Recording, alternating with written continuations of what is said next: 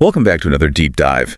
Today, we're pulling a thread that I think a lot of us think we know the story. Right. We all know the name. Exactly. But when you actually look at the source material we have today, the tapestry is just completely different. We are talking about Charles Darwin. The big man himself. The big man. And I have to admit right up front, before reading through this biography and the notes we have, my mental image of Darwin was, well, it was basically a statue. You know what I mean? Oh, let me guess. The beard. The beard. The massive white biblical beard. He's always this elderly, serious sage looking at a monkey skull or something. It's like he was born at the age of 70. That is the brand, absolutely. He's the evolution guy. He's a caricature of science. Yeah. But the reality of his life and our source material today is really good about highlighting this, is that the guy who actually changed the world wasn't that old man. No, not at all. He was a confused, kind of messy 20-something who didn't really know what he wanted to do with his life. He was a guy who disappointed his dad. And he was terrified of his own ideas, too. Deeply terrified. So that's our mission for today's deep dive, right? We need to de-age him for you. We need to scrape off the barnacles of the legend and look at the actual human being. I like that. Scrape off the barnacles. Thanks. Because the source material we're working from today, it's a biography that covers his birth, his weird, specific early discoveries, that famous voyage, and the massive crushing controversy that followed. And there's a dual identity that I think we really need to establish right at the top of the show. Okay, let's do it. The source makes a very specific point of calling him a naturalist, which we expect, right? Sure. Biology, animals, plants. But it also calls him a geologist. Yeah, that actually caught me off guard. I usually associate geology with, smashing rocks with hammers. Right. I don't really associate it with the origin of species. But they are deeply, deeply connected. And I don't think you can understand Darwin the biologist without understanding Darwin the geologist. Because he's looking at the environment. Exactly. He wasn't just looking at the animals. He was looking at the stage the animals were walking on. He was looking at deep time. And we're definitely going to get into that, especially when we hit the voyage. But I also want to tease the aha moments we have coming up for you. Oh, the moments where it all clicks. Yes. We are going to talk about how looking at a tortoise, which is literally just a giant turtle and a tiny little bird called a finch. Yeah, finches are so key. How looking at those two specific things broke his brain just enough to rewrite all of science. It's wild. And we have to talk about the drama. The silence. The silence. The source points out this massive gap between him figuring out the theory and actually telling anyone about it. It's almost 20 years. It is a lifetime of keeping a secret. Yeah. And the source is explicit about why he waited. It involves the Bible, and it involves the terrifying prospect of upsetting a lot of people. So for everyone listening, buckle up. Oh. We aren't just doing a standard biology lesson today. We are doing a psychological deep dive into a guy who was scared to change the world and then did it anyway. Let's start at the very beginning, his origin. Let's do it. So vital stats first, just to ground us. Born February 12th, 1809. Right. And he's born at a place called the Mount in Shrewsbury, Shropshire, England, which sounds very posh. He was very posh. And when we look at his family background, you can immediately see the pressure cooker he was born into. Oh, the expectations must have been heavy. Huge. His dad, Robert Darwin, wasn't just a regular guy. The source notes he was a doctor and a financier. Which is a formidable combination. Very. It means he had the intellectual authority of a medical doctor and the massive bank account of a financier. He was a powerhouse. And the mother, Suzanne, the source specifically notes she was a physician too. That actually stopped me in my tracks when I read the material. Right.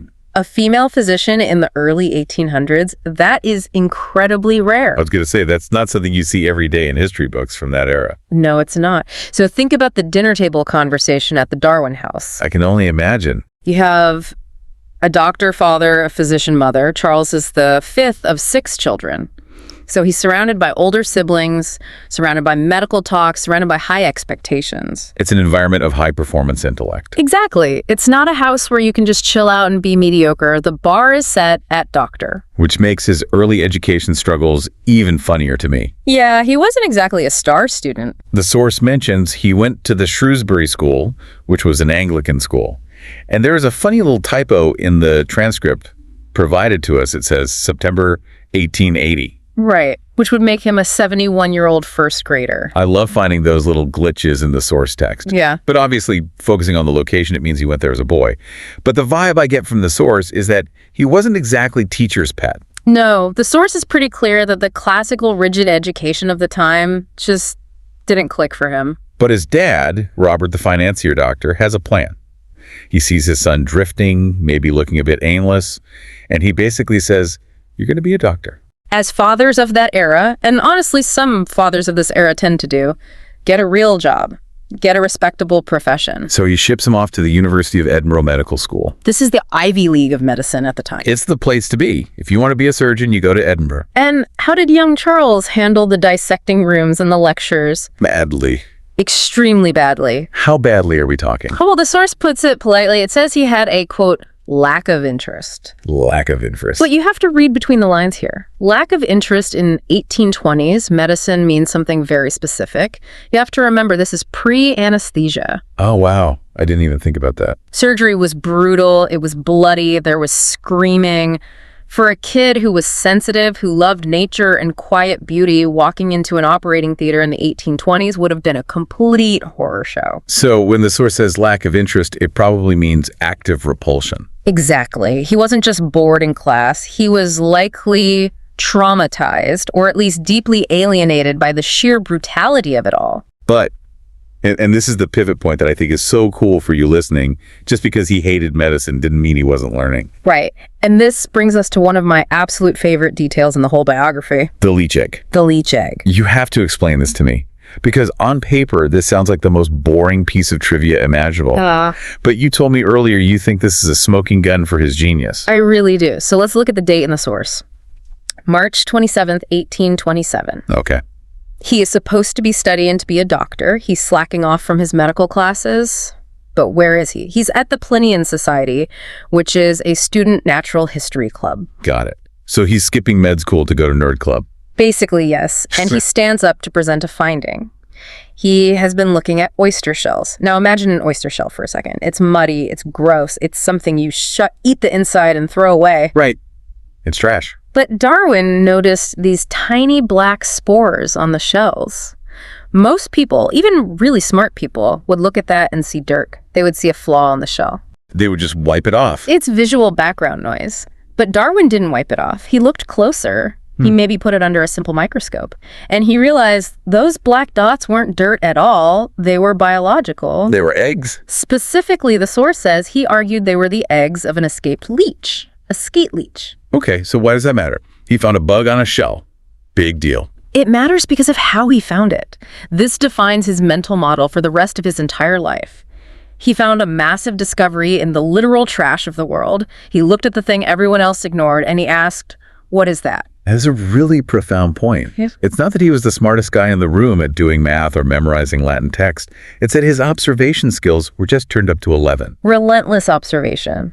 While his peers are trying to be high-status doctors carving up bodies, he is looking at sludge on a shell and finding new life. Yeah. That ability to see the anomaly, that is exactly what leads to the theory of evolution. But back in the real world, his dad isn't impressed by leech eggs. No, not at all. Robert Darwin is probably furious. He's paying for expensive medical school, and his son is playing with dirty shells. So the medical path is a total bust. The dad pulls him out of Edinburgh. But he still needs a career. He can't just be a professional leech watcher. Sadly, not a paying gig back then, no. So what is plan B? Plan B is religion, the church. His father moves him to Christ's College to attain a Bachelor of Arts degree. With the goal of becoming a clergyman. Right. Which is deeply ironic considering where his life ends up going. It's incredibly ironic. But you have to understand, in that time, being a country person was actually a great job for a naturalist. How so? Well, you worked one day a week on Sunday giving your sermon, and you spent the rest of the week wandering the countryside chasing beetles and looking at plants. That sounds like a dream life, actually. But did he like the schooling this time around at Christ's College? No. The source uses a very strong phrase here. It explicitly says he despised mainstream education. Despised. That's a strong word for a polite Victorian gentleman. He hated the curriculum. He hated the rigidity of it. He wasn't a student who wanted to be told what to learn by an authority figure. He wanted to follow his own curiosity. And his real passion, the source tells us, was botany. Plants. The natural world. One he was technically studying for his BA, he was effectively majoring in being outside. And yet he pulled it off. The source says despite hating the system, he graduated with distinction in 1831. Because he was highly capable. That's the thing you have to remember. He wasn't stupid or lazy. He just needed to jump through the traditional hoops so he could get to the real work. And 1831. That is the year everything changes for him. That is the year the real door opens. The HMS Beagle. The source notes he graduated in 1831, and literally that same year, he set sail on this voyage. It was an absolute whirlwind transition. Now let's set the scene for the listener here. Because when you hear the word voyage today, you probably think of a luxury cruise. Or maybe a fun gap-year backpacking trip. This was neither of those things, not even close. The Beagle was a naval survey ship. What does that actually mean in practice? It means its job was to map coastlines, specifically South America. The British Navy needed to know exactly where the rocks were so they didn't crash their expensive warships and trade vessels. So it's very tedious work. It's boring, it's repetitive, and it's highly dangerous work. And Darwin's job on this ship? The mission, according to the source, was to collect plant and animal specimens from the countries and islands the ship visited. He was the naturalist. So while the sailors were measuring water depth, Darwin was supposed to jump off the boat, run into the jungle, grab every weird plant, rock, and animal he could find and bring it back. Exactly. And the scope of this journey, this is the part that really blows my mind. The expert notes in our outline emphasize the duration. The voyage took 5 years. 5 whole years. And we just sit with that for a second. Think about your own life. You leave when you're 22. You come back when you were 27. You miss your entire early 20s. And you are living on a very small, very cramped wooden boat. You are seasick, and Darwin was famously miserably seasick the entire time. You are isolated from your family. You get mail maybe once every 6 months if you're lucky. It's an incredible personal sacrifice. But we need to discuss what 5 years at sea means for a young naturalist's development. It is everything. If he had gone for 6 months, he would have seen a few cool things, brought back some neat birds, and that's it. But 5 years. It changes how you see time. It gives you time to see patterns. It gives you time to see the world change from continent to continent. And he went everywhere. But there is one specific stop that the source identifies as the most important part of the journey. The turning point. The Galapagos Islands. Right. Okay, let's go there. Why the Galapagos? Of all the places he went, Brazil, Tahiti, New Zealand, why did a bunch of volcanic rocks out in the Pacific Ocean unlock the theory of evolution? The source puts it perfectly. These islands are home to plants and animals found nowhere else in the world. It's a closed loop. It is a natural laboratory. These islands are incredibly isolated. They are far from the mainland of South America. And this is the most crucial part. The islands are isolated from each other. Okay. So you have this archipelago, and Darwin starts noticing something really weird about the tortoises. The famous giant tortoises. Yes. The source specifically highlights this tortoise observation. What did he see? Well, he noticed a specific pattern. He realized that each different island was home to a different type of tortoise. Which must have sounded crazy to him at first. I mean, a tortoise is a tortoise, right? That was the standard assumption. In the 1830s, the belief was that the creator made the tortoise. One perfect, unchanging model. Right. But here he is observing that tortoises from one island had a specific shell shape, and tortoises from an island just a few miles away had a completely different shell shape. Well, why the difference? That is the seed of his later realization. That is the question he couldn't let go of. Why would geography be linked to physical traits? Unless they weren't created identically. Unless they changed over time to fit their specific island. This is that geologist identity coming back into play. 100%. He is looking at the geography of the land and seeing how the land physically shapes the biology of the animals living on it. But the tortoises were just the appetizer. The main course, according to our deep dive outline, was the finches. Yes. The finches are where the mechanics of the theory really lock into place. But that realization didn't happen on the islands, right? Yeah. And that brings us to his return home. Let's look at the timeline. The Beagle returns after 5 years, and Darwin settles back in England. Back to a normal life, or as normal as it could be. He gets married in 1839. He's 29 years old. To Emma Wedgwood. Who the source notes was his first cousin. which was not totally uncommon for wealthy families back then to keep the fortune in the family. Right. And they had a massive family life. The couple had 10 children. 10 kids. I really want to pause and think about the balance there. Between this massive, chaotic family life with 10 children running around and his intense, quiet, scientific study. His house must have been incredibly loud and full of life. But amidst all that domestic chaos, he's connecting the dots. The Finch moment. Back in England, he's studying his collected specimens in deep detail, laying them all out.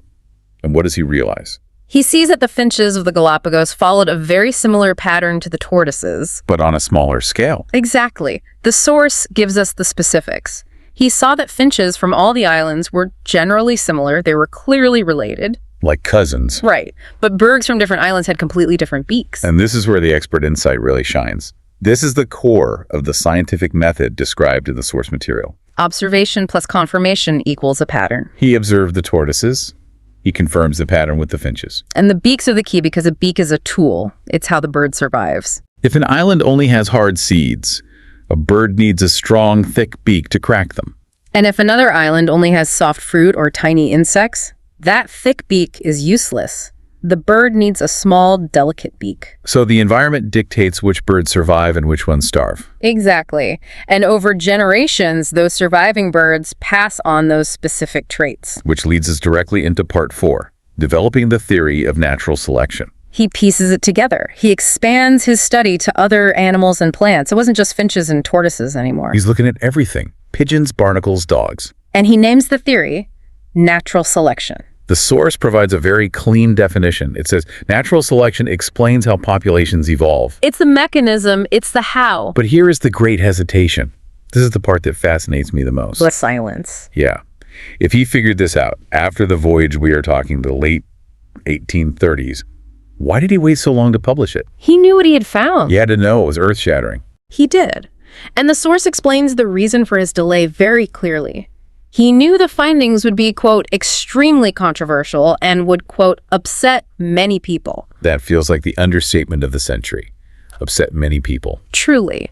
Think about the weight of holding on to a secret that, fundamentally changes how humanity understands the world. It must have been incredibly isolating. He is sitting in his study with this absolute bombshell of a theory, but he knows releasing it will turn him into a target. Because of the conflict with religion. Precisely. The dominant narrative of the time was the creation story found in the Bible. Which stated that God created all creatures exactly as they are, unchanging. And Darwin is preparing to stand up and say, actually, they changed. They evolved through a brutal process of survival. We really need to emphasize for the listener the magnitude of challenging that religious narrative in the mid-1800s. You could lose your reputation. You could be ostracized from society. And remember, his own wife, Emma, was deeply religious. Oh, wow. So he's not just worried about upsetting the church. He's worried about upsetting his own wife, Yeah. the mother of his 10 children. He was terrified of causing her spiritual pain. He knew his theory challenged the literal truth of the Bible that she held dear. So what does he do? He just works on it in secret. For 20 years, building an undeniable mountain of evidence. Until finally the publication happens, 1859. On the origin of species. That's roughly 20 years after his marriage and his initial analysis of the data. A massive gap. And the public reaction when it finally drops. The source describes it as a massive talking point. Massive. It was an absolute cultural earthquake. It challenged everything. But despite the controversy, the science held up. Which brings us to the legacy part of our deep dive. Part 5. Recognition and the end of the road.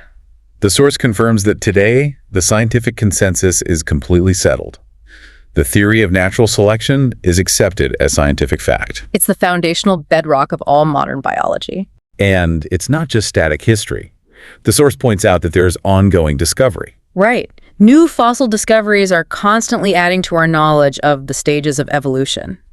Every time we dig up a new transitional fossil, it just proves Darwin right all over again. There has to be the greatest vindication possible. Absolutely. And society has certainly recognized that genius. The source lists some of the honors and memorials dedicated to him. Like the currency? Yeah, he appears on the United Kingdom 10-pound note. When you make it onto the money, you know your legacy is secure. Definitely. And there's a statue of him placed in the main hall of London's Natural History Museum. Looking out over all the specimens he helped us understand. But the taxonomy honor is my favorite. The species names. Yes. The source says more than 120 species have been named after Darwin. That is such a fitting tribute for a naturalist. To become permanently woven into the catalog of life on Earth. From the guy who hated medical school and liked looking at leech eggs to having 120 species bear your name. It's an incredible trajectory. But every trajectory comes to an end. The source gives us the final details of his life. His death. Date of death, April 19th, 1882. He was at Down House in Down Kent, England. That was his home, where he lived with Emma and the kids and wrote his books. He was 73 years old. And the cause of death listed in our material is angina attacks and heart failure. His heart finally just gave out. After 73 years and entirely rewriting our understanding of life. Not a bad run at all. Let's summarize this journey for the listener as we wrap up this deep dive. It's a lot to take in. It really is. We have the timeline. An 1809 birth, the 1831 voyage on the Beagle, the 1859 publication of his book, and his death in 1882. 2 solid decades of intense secret investigation that led to the revolutionary theory of evolution. And as the source notes, that theory was actually introduced in 1858, just a year before the full book came out. Right, to establish his claim. And it changed everything. It did. Now I want to leave everyone listening with a final provocative thought. A direct quote from Charles Darwin that's found in our source material today. I love this quote. Quote, "A man who dares to waste 1 hour of time has not..." It's been a pleasure. We'll see you next time. Keep observing.